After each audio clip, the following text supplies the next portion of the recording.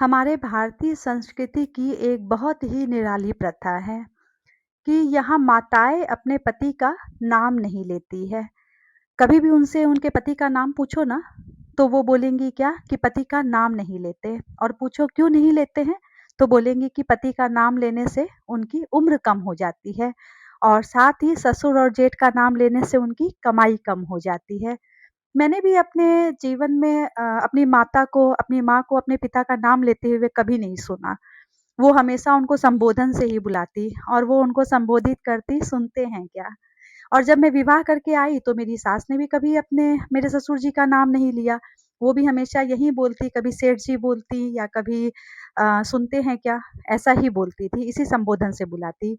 तो ये कोई उम्र कम होने वाली या कमाई कम होने वाली बात नहीं है, बात है सम्मान की। भारतीय स्त्रियाँ अपने पति का बहुत सम्मान करती हैं, और इसलिए ही सम्मान की वजह से वो अपने पति का नाम नहीं लेती कभी भी। और ये प्रथा कोई आज की नहीं है, ये बहुत पुरानी प्रथा चली आ रही है। ये प्रथा जो है रामचरितमानस के समय से चली आ रही है। रामचरितमानस में एक प्रसंग भी आता है कि जब प्रभु श्री राम, माता सीता और लक्ष्मण जी गंगा किनारे पहुंचते हैं, तो गंगा किनारे बसे हुए एक गांव से कुछ स्त्रियां उनसे मिलने के लिए आती है। और इतने सुंदर दो युवक देख करके वो सीता जी से प्रश्न करती हैं कि ये दोनों युवक आपके कौन लगते हैं। तो सीता जी जब लक्ष्मण जी का परिचय कराती है, तो माता सीता जब लक्ष्मण जी का परिचय कराती है, तो उनका परिचय वो सहज ही करा देती हैं, और बोलती हैं कि जो गोरे रंग के हैं और जिनका स्वभाव अत्यंत ही सरल है, वो मेरे देवर लक्ष्मण हैं। और अब बारी आती है प्रभु श्री राम का परिचय करवाने की। तो वो पहले तो लजाती हैं और अपने चेहरे को अपने आंचल से छिपा लेती हैं, और अपनी बाहों बाहों को तिरछा करके और तिरछी नजर से उनकी ओर देखते हुए कहती है कि ये मेरे पति है। इशारों में ही ये बात बता देती है। और इसमें एक दोहा भी आता है, बहुरी बदनु बिदु अंचल ढाकी, पिय जन चितई भौह करी बाकी, खंजन मंजू तिरछी नैनिनी, निज पति कहऊ तिहै सी नैनिनी। तो सीता माता इशारों इशारों में ही अपने पति को बता देती है और उनका नाम नहीं लेती है। और गांव की स्त्रियां इतनी प्रसन्न होती है जैसे कि उनको कोई खजाना मिल गया होता है, इतनी ज्यादा वो प्रसन्न होती है।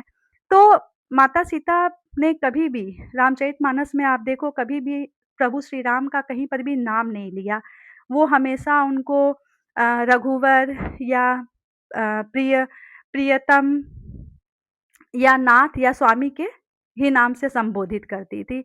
तो बात यहाँ उम्र कम होने की या कमाई कम होने की नहीं होती है, बल्कि भारतीय स्त्री अपने पति का इतना सम्मान करती है कि सम्मान पूर्वक उनका नाम नहीं लेती है। और ये प्रथा तब से ही, रामचरितमानस के समय से ही शुरू हो गई, और आज तक भारत की स्त्रियां इसको निभा रही हैं, इसका परिवहन कर रही हैं कि वो अपने पति का नाम आज भी नहीं लेती है, उनको संबोधित करके ही, संबोधन से ही बुलाती है।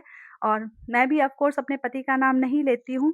बहुत बार लोग मुझसे पूछते भी हैं, तो मैं अ, नहीं बता पाती हूँ, क्योंकि ये प्रथा हमारे भारत की प्रथा है, और ये प्रथा बहुत समय से चली आ रही है। और हमने अपने घर में भी अपनी माँ को, अपनी सास को कभी भी नाम लेते हुए नहीं सुना। और भी घर की जो स्त्रियाँ थीं, बाकी स्त्रियाँ भी, जो बड़ी स्त्रियाँ थीं हमारे घर की, वो कभी भी नाम नहीं लेती। और छोटी भी, जो हमारे यहाँ अब भी जो बहुएँ आ रही हैं, वो भी नाम नहीं लेती है। ये हमारे घर की, हमारे भारत की परंपरा है, और अपनी परंपरा को मुझे लगता है जीवित रखने का काम भी हमारा ही है।